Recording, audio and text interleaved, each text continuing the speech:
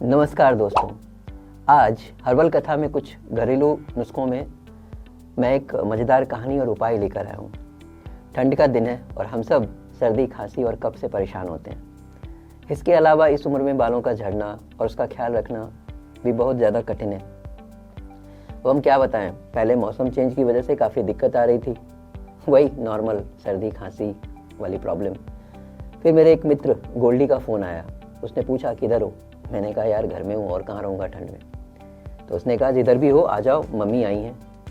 तब हम सब पहुँच गए उस कंपकपाती सर्दी में गुरुग्राम, जहाँ आंटी को देखा।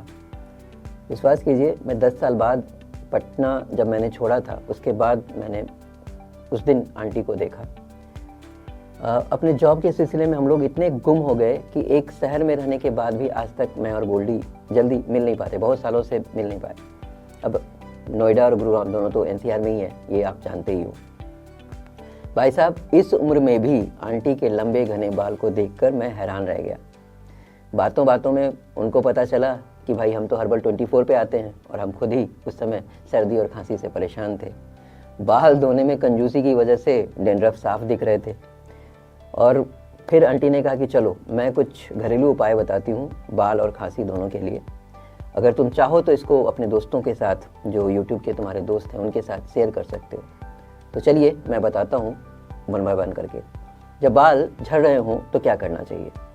नीम के पेस्ट को सिर में कुछ देर तक लगाए रखना चाहिए, फिर बाल को धो लेना चाहिए, बाल का झड़ना बंद हो जाएगा। दूसरा, बेसन मिला हुआ दूध या दही के घोल को बाल में लगाएं और फिर बाल को धो लें, इससे भी फायदा होगा। तीसरा, 10 मिनट तक कच्चे पपीते का पेस्ट, बड़ा ही अजीब था ये, मैं जानता नहीं था। कच्चे पपीते का पेस्ट अगर आप बाल में लगा कर रखोगे तो बाल कभी नहीं झड़ेंगे। हाँ, डेंड्रफ या रुस्सी जिसको बोलते हो वो भी नहीं होगा। अब बात करते हैं कफ और सर्दी के बारे में। कफ और सर्दी, जुकाम, ये सब एक आए दिन और आम समस्या है। तो इसमें कुछ घरेलू उपाय ऐसे हैं जिसको आप अगर अपनाएं तो उससे बच सकते हैं। नंबर 1, नाक अगर बह रही हो तो काली मिर्च, अदरक, तुलसी को शहद में मिलाकर दिन में 3 बार लें, नाक का बहना रुक जाएगा।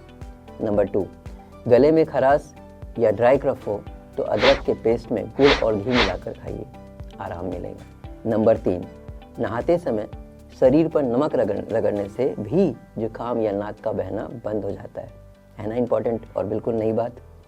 चौथी, तुलसी के साथ शहद को हर 2 घंटे में अगर आप खाएंगे तो आपको कफ से छुटकारा मिलेगा।